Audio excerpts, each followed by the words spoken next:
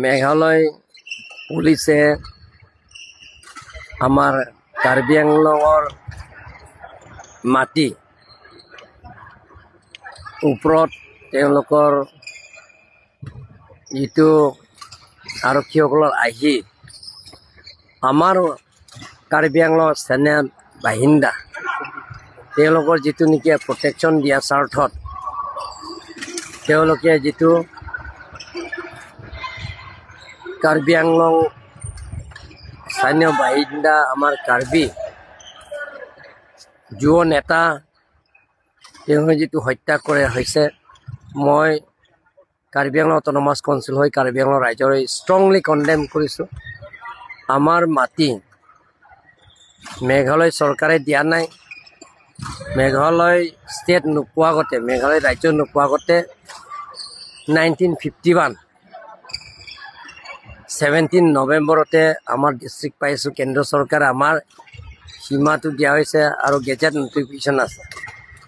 গতিকে আমাৰ মাটি যিটো তেওঁলোকৰ দখল কৰিব আহিছে আমিও 1 ইঞ্চিও দিয়া নহ'ব আৰু দিয়া নহয় আৰু নিদিব আৰু ভৱিষ্যতে নিদিম। মেঘালয়ৰ মাটি আমি লোৱা নাই। আমাৰ নিজৰ মাটি সুৰক্ষা প্ৰটেকশ্যনৰ কাৰণে আমাৰ যুৱক নেতাসকল তাত গৈছে। সেই সময় যিটো নেকি পুলিচে মেঘালয় পুলিচে যিটো নেকি অত্যাচাৰ কৰিছে হত্যা কৰিছে সেই মেঘালয় পুলিচ আৰু যিজনে সেই কাণ্ড কৰিছে আমি ষ্ট্ৰংলি কণ্ডেম কৰিছোঁ।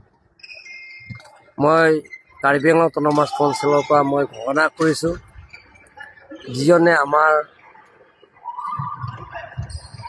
কাৰ্বি যুৱক নেতা আমাৰ মাজৰ পৰা হেৰাই গ'ল।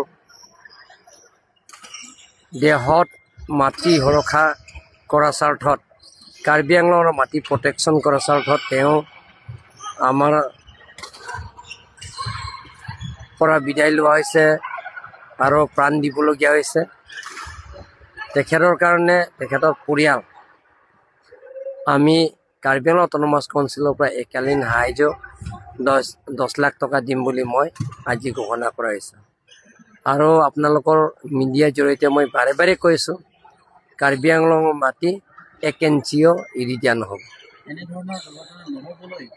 মই কাৰ্বি আংলং আৰু মেঘালয়ৰ ৰাইজক মই অনুৰোধ কৰিছোঁ এনেধৰণৰ ঘটনা যদি হৈ থাকে তেনেহ'লে কাৰ্বি আংলঙৰ শান্তি নহ'ব।